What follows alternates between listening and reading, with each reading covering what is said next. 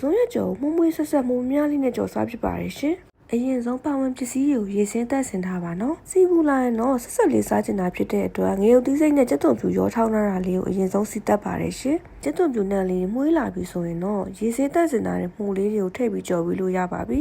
မှုလေးတွေကိုစားလေးနဲ့ထည့်ပြီးတော့အရင်ဆုံးနွမ်းလာကိုကြော်ပေးပါမယ်နော်မှုလေးတွေနွမ်းလာပြီဆိုမှသာရေစင်းတက်ဆင်ထားတဲ့ကစုံရလေးထည့်ပြီးကြော်ပေးပါမယ်ရှင်ကစုံရလေးထည့်ပြီးလို့မှုနဲ့တသားတည်းဖြစ်အောင်လို့မှုပြီးသွားတော့ရသာမုံလေးထည့်လို့ရပါပြီစားအချိုမုံနည်းနည်းနဲ့ခရူးစီနည်းနည်းတို့ထည့်ပြီးတော့တစ်ခါရောကြော်ပေးလိုက်ပါမယ်နော်ပါဝင်နဲ့ရသာမုံလေးနှက်ဆက်သွားရင်တော့ရင်းနှွေးလေးနည်းနည်းထည့်ပြီးအုပ်ထားပေးပါမယ်ရှင်ကစုံရလေးနူးလာပြီဆိုတော့ပေါ့ငံမြည်ပြီးတော့မီးဘွားချလို့ရပါပြီကစုံရကြော်ဒီလိုမှုများများလေးနဲ့ကြော်စားတာလေတမျိုးရတာကောင်းတာပဲချောပြီးချင်းပူပူလောလောလေးစားရတဲ့ရတာဘာဟင်းနဲ့မှမလဲနိုင်ဘူးရုပ်သီးစိတ်နဲ့ကြက်သွန်ဖြူရောပြီးစီတက်ထားလို့မှုမွေးဆက်ဆက်လေးတားဟင်းတွေမစားချင်တဲ့နေမျိုးဆိုရင်ဒီလိုမျိုးလေးလိုက်ကြော်စားကြည့်လိုက်အောင်နော်အားလုံးပဲနောက်မှပြန်တွေ့ပါမယ်